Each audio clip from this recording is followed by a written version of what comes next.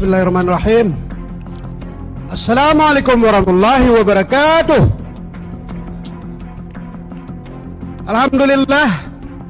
Terima kasih Pak Menteri, Bapak Ketua, teman-teman anggota semuanya. Saya mengapresiasi kerja-kerja besar. Ya, kerja besar butuh energi besar. Sudah banyak disampaikan dari awal. Tapi perlu dipahami hal kecil yang Bapak Menteri lakukan kemarin tentang toilet itu berefek besar.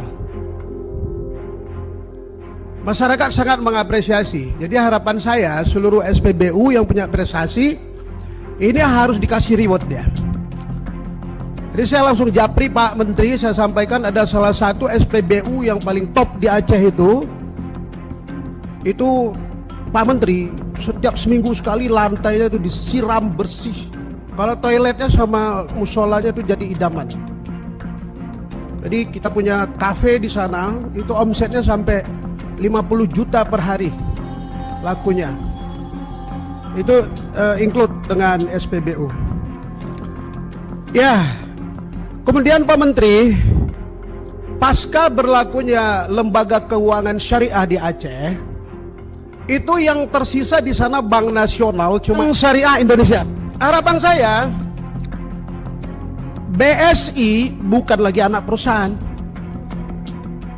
tapi betul-betul menjadi satu bank yang berdiri sendiri.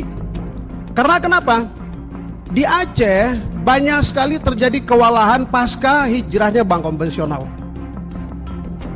Jadi banyak sekali pelayanan BSI, produk-produk BSI itu tidak memberikan jawaban kepada para pengusaha yang ada di Aceh. Mereka pada hijrah ke Medan. Ini persoalan Pak Menteri. Ini persoalan-persoalan kecil tetapi berakibat besar. Berikutnya ada persoalan besar juga ini. Ini kasus 55 orang tenaga kerja power plant di SBA, Solusi Bangun Andalas, semen, Solusi Bangun Andalas. Jadi saya melihat ada kegagalan komunikasi antara PT Elnet yang dulunya mengoperasikan power plant di SBA itu operasi kepada PT BES. Tenaga kerja yang lama ini nggak dipakai, malah direkrut yang baru. Ini memunculkan konflik yang sangat luar biasa. SBA sampai ini karena persoalan-persoalan begini nggak pernah digubris. Ini konflik baru Pak Menteri.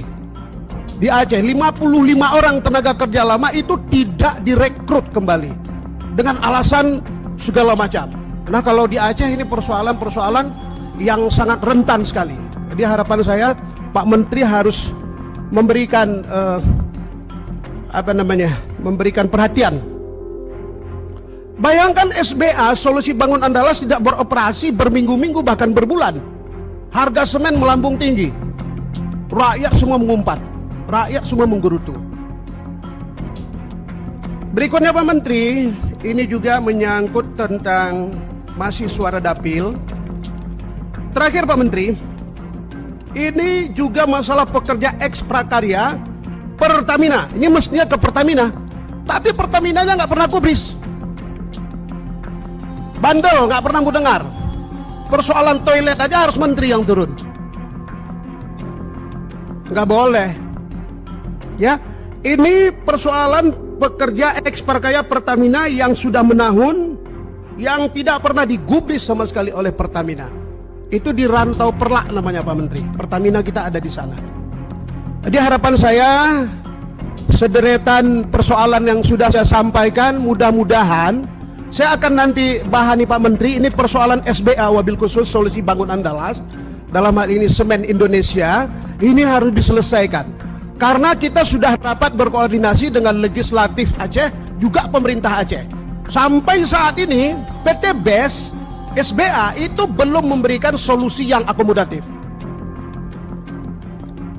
Ini menjadi catatan penting. Harapan saya kepada Pak Menteri, hal-hal kecil seperti ini menjadi prestasi besar. Hal-hal besar yang mau dilakukan ini butuh jiwa yang besar, butuh semangat yang besar. Itu saja dari saya. Terima kasih atas perhatiannya. Saya tutup. Assalamualaikum warahmatullahi wabarakatuh. Waalaikumsalam warahmatullahi wabarakatuh.